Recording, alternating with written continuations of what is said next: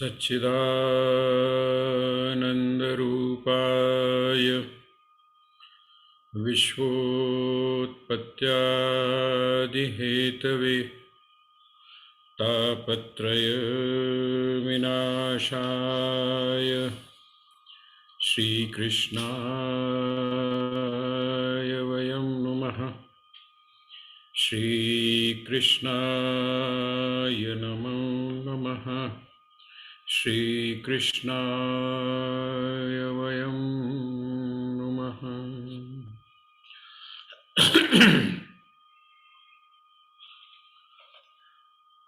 श्रीमद् भगवद गीता के स्वाध्याय सत्र में आप सभी का हार्दिक स्वागत है। हम विचार कर रहे हैं श्रीमद् भगवद गीता के 13वें अध्याय के 10वें श्लोक की, और इस 10वें श्लोक में भगवान ने कुछ बातों के बारे में, कुछ साधनाओं के बारे में हमको बताया। वो साधना कौन सी है, उसी को भगवान ने आगे जाके ज्ञान भी कहा है। ये थोड़ा सा विचारणीय बात है कि जैसे ये जिनको हम गुण बोलते हैं या जिनको हम विशेषताएं बोलते हैं, उन विशेषताओं को भगवान ने ज्ञान कहा है। उससे ये संकेत मिलता है कि भगवान ज्ञान किसको बोलते हैं और ज्ञान का अर्थ वास्तव में क्या होता है। हम लोगों ने जो ज्ञान की परिभाषा अपने जीवन में स्वीकार की हुई है, या जिसको हम ज्ञान मानते हैं, या जिसको हम लोग ज्ञानी मानते हैं, उन दोनों का स्पष्ट जो है अंतर आपको यहाँ पर भगवान के जो कथन है उनसे स्पष्ट हो जाएगा। भगवान कहते हैं, मयि चानन्य योगेन भक्तिरव्यभिचारिणी विविक्त देश सेवित्वम अरतिर जन संसदि। और यहाँ कल आपको दो बातें जो विशेष रूप से हमने विचार करने का प्रयास किया। एक तो ये था कि जो अव्यभिचारिणी जो भक्ति है, अव्यभिचारिणी जो भक्ति है, उसके मैंने आपको अलग अलग स्टेप्स बताए थे। एक तो अव्यभिचारिणी भक्ति का अर्थ होता है कि जिसमें निष्ठा हो, मतलब बार बार परिवर्तन ना हो। और उस परिवर्तन के भी मैंने आपको दो संदर्भ बताए थे, एक तो अन्य रूप से और एक अनन्य रूप से। अन्य रूप से यदि आप एक निष्ठा मानते हैं तो उसका क्या स्वरूप हो सकता है, और जब आप उसको अनन्य रूप से मानते, अनन्य का मतलब ये है आप अपने से भिन्न उसको नहीं मानते। जैसे आप जब प्रार्थना करते हैं तो उस प्रार्थना में आप प्रार्थना कर तो रहे हैं, लेकिन उस प्रार्थना करते समय आप ये कहते हैं, वास्तव में ये तो मैं इसलिए कर रहा हूं क्योंकि भेद अभी है, अभी अन्य वृत्ति बनी हुई है, मुझ में तुझ में कुछ भेद, बस भेद यही, मैं नर हूं तुम नारायण हो, है ना। ये एक भेद बना हुआ है। मैं स्वयं को जीवात्मा मान रहा हूं और आपको मैं परमात्मा मान रहा हूं। मैं अपने आप को भक्त मान रहा हूं और आपको भगवान मान रहा हूं। अपने आप को मैं साधक या भक्त मान रहा हूं और आपको मैं अपना साध्य, साध्य का मतलब जिसको साधक ने प्राप्त करना है, वो मैं मान रहा हूं। अभी तो ये चीज बनी हुई है, लेकिन वास्तविकता क्या है, वास्तविकता यह है कि हम में और तुम में किसी भी प्रकार का कोई अंतर नहीं है। मैं आपका ही स्वरूप हूँ और आप में और मुझ में सिर्फ उपाधि का भेद है। उपाधि का भेद का अर्थ क्या हुआ? उपाधि का भेद का अर्थ होता है कि कुछ विशेषण लगे हुए हैं, उन विशेषणों के कारण आप अलग से लगते हैं और मैं अलग सा लगता हूं। अगर उन उपाधियों को हटा दिया जाए, वेदांत में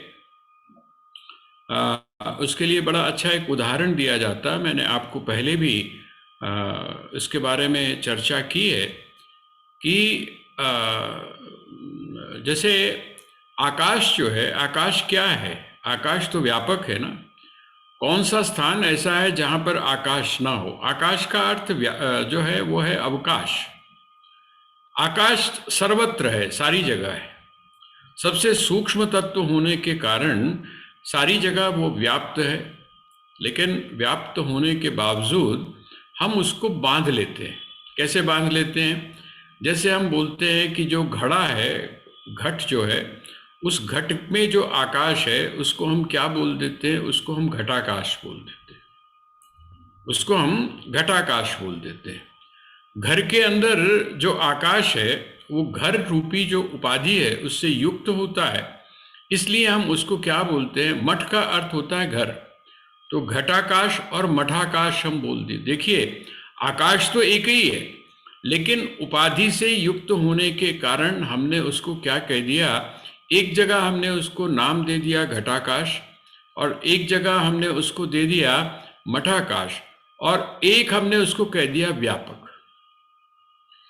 वास्तविकता क्या है कि वो जो व्यापकपना है उसका, वो व्यापकपना घटाकाश या मठाकाश होने से उसकी जो व्यापकता है, वो जो सर्वत्र है, सारी जगह है, वो नष्ट नहीं होती है। लेकिन हम क्या करते हैं? एक उपाधि लगा देते हैं, एक विशेषण लगा देते हैं। ये आकाश कैसा है? जैसे जल है। अब जल जो है, वो जो पानी जो है, उस पानी को हमने क्या बोल दिया? हमने घड़े में डाल दिया तो हम बोल देते हैं घड़े का पानी है। हम लोटे में डाल देते हैं तो हम बोल देते हैं कि ये लोटे का पानी है। हम उसको गिलास में डाल देते हैं तो हम ये बोलते हैं कि गिलास का पानी है। पानी तो पानी ही है ना। पानी में, पानी जल, जल जो है उसमें किसी भी प्रकार का कोई अंतर नहीं है। जल तो चाहे वो घड़े के अंदर पड़ा हुआ है, चाहे किसी भी पात्र में क्यों ना पड़ा है, वो पात्र का जो भेद है वो हम उसके साथ जोड़कर हम बोल देते हैं कि ये जल इसका है। कहते हैं इसी प्रकार से मुझ में और तुझ में किसी भी प्रकार का कोई अंतर नहीं है। ये तो हो गया अनन्य रूप से उपासना। और अन्य रूप से जो उपासना थी उसके भी मैंने आपको भेद बताए थे। वो भेद क्या है? एक तो अन्य रूप का की उपासना का अर्थ क्या है? हमने उसको एक ही जगह पर सीमित कर लिया, एक ही जगह सीमित कर लिया। अब आप शक्ति की उपासना करते हैं तो आप ये कहते हैं कि नहीं जी, मैं तो शक्ति के अलावा और किसी को मानता नहीं। ना आप शिव को मानते हैं, ना आप राम को मानते हैं, ना आप कृष्ण को मानते हैं। ऐसा ऐसा आपको आज भी संप्रदायों के रूप में या मतों के रूप में आपको दिखाई दे जाएगा। जैसे कुछ लोग ऐसे हैं जो श्री कृष्ण जो है, उस श्री कृष्ण के अलावा और किसी को मानने के लिए तैयार नहीं। और कभी कभी तो इन बातों को लेकर परस्पर जो है वो एक ऐसी स्थिति हो जाती है, संघर्ष की स्थिति हो जाती है। मतलब जब एक्सट्रीम पे पहुंच जाता है तो आपने ऐसे लोगों से ये सुना होगा कि अरे ये जो अमुक जो मेरा मेरा है, जिसको मैं अपना देवता बोलता हूँ, वो जो मेरा जो इष्ट है, उस मेरे इष्ट के यहाँ तो बाकी जो जो आप लोग जो आपके भगवान हैं वो तो वहां पर कोई सफाई करता है, कोई पानी भरता है, कोई कुछ करता है, कोई कुछ करता है। यहां तक हम लोग एक्सट्रीम थिंकिंग में पहुंच जाते हैं। तो एक स्थिति ये भी है, जैसे कि आपने सुनी होगी ना, भगवान जिस समय ब्रिज में, अर्थात भगवान के सामने, कृष्ण के सामने जब तुलसीदास जी पहुंचे तो उन्होंने क्या कहा? उन्होंने कहा कि मैं तो प्रणाम नहीं करूंगा। मैं प्रणाम नहीं करूंगा। क्यों? क्योंकि मैं तो उसको प्रणाम करूंगा जो धनुष और बाण को हाथ में लिए हुए। अब इसकी व्याख्या आप दो तरह से कर सकते हैं। इसका ये संकेत क्या है? तुलसीदास जी जैसा जो व्यक्ति है, जो समन्वयवादी है, जो इस बात को बड़ी भली प्रकार से जानते हैं कि वास्तविकता क्या है, असलियत क्या है, सत्य क्या है, जो इस चीज को भांति जो विभिन्नता है, उस विभिन्नता में जो भिन्नता को न देखकर उसमें अभेद को देखता है, वो अगर ऐसी बात कह रहा है तो वो संकेत किस बात का है? वो संकेत इस बात का है, वहां पर क्या हुआ, वहां पर जो घटना आपने सुनी होगी, उस घटना में क्या आता है? उस घटना में आता है कि जिस समय उन्होंने कहा कि मैं तो नमस्कार आपको नहीं करूंगा, मैं तो नमस्कार आपको तब करूंगा जब आप धनुष और बाण जो है उसको अपने हाथ में लेंगे। ये जो मुरली है या ये जो बांसुरी है, ये बांसुरी वाले को मैं प्रणाम नहीं करूंगा। और कहते हैं आश्चर्य घटित हुआ। आश्चर्य क्या घटित हुआ कि वो जो भगवान थे, मुरली मनोहर जो थे, उन मुरली मनोहर ने क्या कर दिया? उस समय धनुर्धारी बन गए, धनुष और बाण अपने हाथ में ले लिए। ये क्या संकेत करता है? ये संकेत ये करता है कि कोई अंतर नहीं है, दोनों में कोई अंतर नहीं है। तो कुछ लोग तो उस अंतर को दृढ़ मान लेते हैं। वो कहते हैं नहीं जी, हम कृष्ण जो है उसके अलावा हम किसी को नहीं मानेंगे, कृष्ण को हम कृष्ण के अलावा हम किसी को नहीं मानते। और दूसरा एक मान्यता क्या हो गई? उन्होंने कहा कि नहीं, एक मान्यता यह है कि नहीं, जिसको भी हम प्रणाम कर रहे हैं, चाहे वो माँ शक्ति है। अब जैसे जिस समय आप और बहुत गहरे में जाएंगे तो आपको बड़ा आश्चर्य होगा कि जो श्री कृष्ण है, उन श्री कृष्ण की जो शक्ति है वो कौन है? कृष्णा है। राम की जो शक्ति है वो कौन है? तारा है। इसका मतलब जिस समय वो कृष्णा अर्थात महाकाली को भी प्रणाम करता है, तो महाकाली को प्रणाम करते हुए क्या देख रहा है सामने? वो वहां पर देख रहा है कि ये तो कृष्ण ही सामने खड़े हुए हैं। भगवान शिव को जब वो देख रहा है तो भगवान को, शिव को देखते समय वो ये देख रहा है कि ठीक है, मेरे जो इष्ट हैं वो विष्णु हैं, लेकिन विष्णु में अर्थात हरि में और हर में तो किसी भी प्रकार का कोई अंतर नहीं है। जिस व्यक्ति ने ब्रह्म तत्व की अनुभूति कर ली, जिस व्यक्ति ने अद्वैत तत्व को भली प्रकार से जान लिया, वो तो जानता है कि जो अद्वैत है अर्थात एक जो है वह एक ही अनेक रूपों में हमारे सामने आ रहा है। स्वभाव के कारण, गुणों के कारण वो एक जो है वही एक अनेक रूपों में हमारे सामने आ जाता है। एकम सद विप्रा बहुधा वदंती, अर्थात वह जो सत्य है वो सत्य एक ही है, लेकिन हम उसको बहुत सारे रूपों में देखते हैं। अलग अलग विद्वान उसको अलग अलग नाम से बोलते हैं।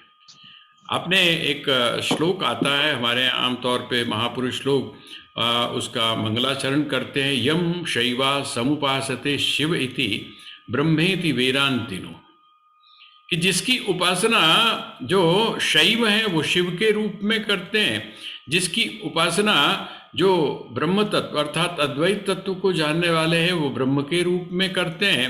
अर्थात अलग अलग जो संप्रदाय हैं, अलग अलग जो मत हैं, अलग अलग जो मान्यताएं हैं, वो जिसकी उपासना करती हैं, ऐसा वह जो एक तत्व है।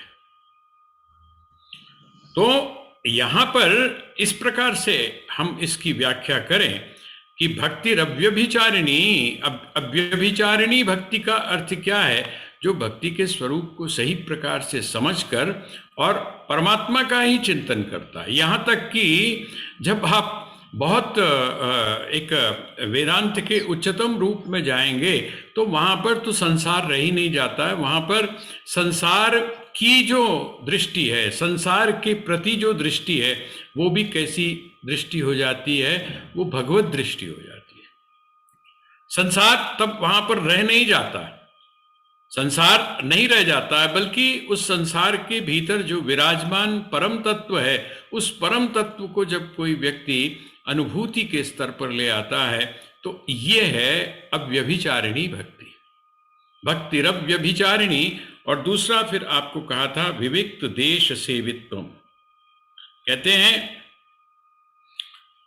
एकांत में रहने का स्वभाव हो जाए, एकांत में रहने का स्वभाव हो जाए। एकांत में रहने का स्वभाव, एकांत का भी आपको अर्थ बताया था कि एक अंत, एक अंत, एक अंत का अर्थ क्या है? जहां पर मात्र एक रह जाए, जहां पर आप, हम साधक है ना, तो हम जब साधक हैं तो जहां पर मात्र एक रह जाए। यहां तक कि ब्रह्मलीन स्वामी हरिओम जी महाराज ने एक जगह पर, हमें भी ये बात समझ में नहीं आती थी जब हमने बौद्धों का शून्यवाद पढ़ा, तो बौद्धों का जब हम शून्यवाद पढ़ते हैं तो बहुत सारे तर्क आते हैं। बौद्ध कहते हैं कि सर्वम शून्यम, ये शून्य से उत्पत्ति होती है जगत की, जो मूल है वो शून्य है। अब शून्य से, शून्य का मतलब क्या हुआ? अभाव, अर्थात कुछ है नहीं, और जब कुछ है नहीं तो कुछ है नहीं से कुछ की उत्पत्ति कैसे हो सकती है? तो ये जो एक गुत्थी है, ये समझ में नहीं आती थी। कुछ लोग कहते हैं कि नहीं, शून्य इसलिए बुद्ध ने कहा, उसका कारण क्या था कि शब्द नहीं थे वहां पर, निशब्द था। हम उसके बारे में कुछ निर्वचन नहीं कर सकते हैं, अनिर्वचनीय वो तत्व है, इसलिए उसको क्या कह दिया गया? उसको कहा चुप्पी साध लो, मौन, मौन। एकांत, एकांत का अर्थ क्या है? जहां पर मात्र एक रह जाए। तो जब स्वामी हरिओम जी महाराज के हमने प्रवचन मैंने पढ़े, तो उसमें एक जगह पर बड़ा अच्छा एक उदाहरण आया है, और वो उदाहरण ये आया है कि आप जिस समय किसी के घर के दरवाजे को जब खटखटाते हैं, तो खटखटाते हैं और आप ये पूछते हैं कि क्या कोई है, क्या कोई है? इसका मतलब, स्वामी जी कहते हैं, इसका मतलब वहां पर ये नहीं है, क्योंकि अगर कोई है ही नहीं तो प्रश्न किससे करना है? अगर कोई है ही नहीं तो प्रश्न किससे करना? आप हेलो, हाँ कौन बोल रहा है? हाँ जी मैं बोल रहा हूं। तो जिस समय आगे से हेलो कर दिया, तो ये तो बात समझ में आती ही नहीं है कि उधर की तरफ कोई नहीं है, उधर की तरफ कोई ना कोई तो है। और जब ये कहा जाता है कि कैसे, तुम क्या अकेले हो, हैं? या फिर ये पूछा जाता है कि कौन है, कौन है? ये कौन है पूछने का मतलब क्या है? क्या कोई है? और कोई है? और कोई है का मतलब क्या तुम्हारे अलावा और कोई है? ये संकेत है। कहते हैं इसी प्रकार से जब ये कहा जाता है कि शून्य है, अर्थात कोई नहीं है, तो कोई नहीं कहने का अर्थ क्या है? कि तुम्हारे अलावा और कोई भी नहीं है, उस परमात्मा के अलावा और कोई नहीं है, ईश्वर के अलावा और कोई नहीं है, सत्य के अलावा और कुछ भी नहीं है। ये उसका स्पष्ट संकेत जाता है, लेकिन हम लोग समझने में अक्सर भूल कर जाते हैं, और यही कारण है कि हमने शून्य का मतलब शून्य मान लिया, जबकि श्रीमद् भगवद गीता में बड़ा स्पष्ट रूप से एक सिद्धांत दिया गया है, जो कि वेदांत का मूल सिद्धांत है। वेदांत का मूल सिद्धांत क्या है? ना सतो विद्यते भावो, ना भावो विद्यते सतः। कहते हैं कि जो सत है, जो सत है, उस सत से ही उत्पत्ति होती है, और जो सत से उत्पत्ति होती है, वो सत से असत की उत्पत्ति कभी भी नहीं हो सकती। सत से सत ही उत्पन्न होगा। इसका मतलब क्या हुआ? जिसको आप क्या कहते हैं? आप कहते हैं उसको कारण ब्रह्म। कारण ब्रह्म जो है, जिसको आप ईश्वर कहते हैं, और कार्य ब्रह्म कौन सा है? कार्य ब्रह्म हो गया जगत। वो कहते हैं ये दोनों ही ऐसे हैं जो कभी भी नष्ट नहीं होते हैं। रूप का परिवर्तन तो हो जाता है, जो जगत है, इस जगत के रूप का परिवर्तन तो हो जाता है, लेकिन नष्ट नहीं होता। विज्ञान भी क्या कहता है? विज्ञान भी इसी बात को कहता है कि पदार्थ भी, अर्थात ये जो संसार के भौतिक पदार्थ हैं, ये भी कभी समाप्त नहीं होते। हम मानते हैं कि जिस समय किसी की मृत्यु हो जाती है तो क्या होता है? कहते हैं आत्मा जो है वो तो मरने वाला है नहीं, बाकी जहां तक पंचमहाभूतों का सवाल है, तो पंचमहाभूत भी क्या है, वो नष्ट नहीं होते हैं, बल्कि वो परिवर्तित हो जाते हैं, अपने रूप को बदल लेते हैं। तो यहाँ इस बात को हमें समझना पड़ेगा कि विविक्त देश सेवित्वम अर्थात एकांत का अर्थ क्या है। एकांत का अर्थ है जहां मात्र एक रह जाए, और साथ में अरतिर जन संसदी। अरतिर जन संसदी, ये ऐसा जो व्यक्ति है उसको भीड़ से कोई लेना देना नहीं, उसको भीड़ से कोई लेना देना नहीं। भीड़ की आवश्यकता किसको होती है? देखिए, अन्य की आवश्यकता किसको होती है? आपने पहले भी पढ़ा होगा, अनपेक्षः, जिसको किसी से कोई अपेक्षा नहीं। और जब किसी से कोई अपेक्षा नहीं है तो दूसरा हो या ना हो, देखिए, दूसरे व्यक्ति की अपेक्षा या दूसरा व्यक्ति हो, इसकी जरूरत कब होती है? जब हमारा कोई ना कोई स्वार्थ उसके साथ में जुड़ा हुआ है। और जब आपका किसी के साथ में कोई स्वार्थ ही जुड़ा हुआ नहीं है, तो उसके होने या ना होने से कोई भी खास अंतर पड़ता नहीं है। ऐसा जो व्यक्ति है वो अरतिर जन संसदी अर्थात जो भीड़ है उस भीड़ से दूर रहता है। अब इसको हम एक तो सामान्य तौर पे ये कह सकते हैं, भाई ये तो एक बीमारी भी हो सकती है। बीमारी कैसे हो सकती है? कहते हैं बीमारी इस तरह से हो सकती है जब आदमी एकांत में रहना शुरू कर देता है, उसको लोग पसंद नहीं आते। मनोवैज्ञानिक, जिस समय आप बीमारियों के बारे में पढ़ेंगे, मनोचिकित्सक यही बोलते हैं कि जब व्यक्ति डिप्रेशन में जाने की स्थिति में आता है तो वो एकांत में रहना शुरू कर देता है, उसको भीड़ अच्छी नहीं लगती है, उसको कोई भी व्यक्ति पसंद नहीं होता है। तो क्या जो ब्रह्म तत्ववेत्ता है अर्थात जो तत्वज्ञानी है उसकी स्थिति है ऐसी? कहते नहीं नहीं नहीं, ऐसी बात नहीं है। ऐसा जो व्यक्ति है वो भीड़ के अंदर रहता हुआ भी क्या बनता है? कहते भीड़ का हिस्सा नहीं बनता है। भीड़ के अंदर रहता है उसको, क्योंकि उसको किसी से किसी भी प्रकार की कोई अपेक्षा नहीं है, बल्कि वो स्वयं से स्वयं में संतुष्ट हो जाता है, इसलिए उसको किसी की आवश्यकता नहीं। देखिए, भीड़ की जरूरत किसको पड़ती है? अब आजकल तो आप चारों तरफ माहौल देख रहे हैं ना, हर व्यक्ति, वो जिसको भीड़ इकट्ठा बोलते हैं हम लोग, उसको राजनीति की भाषा में आजकल एक बड़ा अच्छा प्रयोग उसका लिए नाम रखना शुरू कर दिया है, और वो क्या है? शक्ति, शक्ति प्रदर्शन। मैं ये दिखाता हूं कि मेरे पीछे इतने सारे लोग हैं, मैं ये बताता हूं कि मेरे पास में इतना जनबल है, लेकिन जिस जनबल की आवश्यकता किसको पड़ती है? जनबल की आवश्यकता किसको पड़ती है? तो कहते हैं जो तत्वज्ञानी है उसको जनबल की आवश्यकता नहीं है। तो ये जो श्लोक है ये आपका विविक्त देश सेवित्वम अरतिर जन संसदी, 10वां जो श्लोक है, अरतिर जन संसदी, इसका मतलब ये हुआ कि उसकी जन, जो एक जिसको लोग बोलते हैं, उसमें उनकी प्रीति नहीं होती। हो बड़ी अच्छी बात है, ना हो तो बड़ी अच्छी बात। उसकी निरपेक्ष भाव से, क्योंकि उसका जीवन चल रहा है, इसलिए उसको इस चीज की किसी भी प्रकार की आवश्यकता नहीं होती है। आगे जो 11वां श्लोक है वो, वहां पर भगवान ने अपनी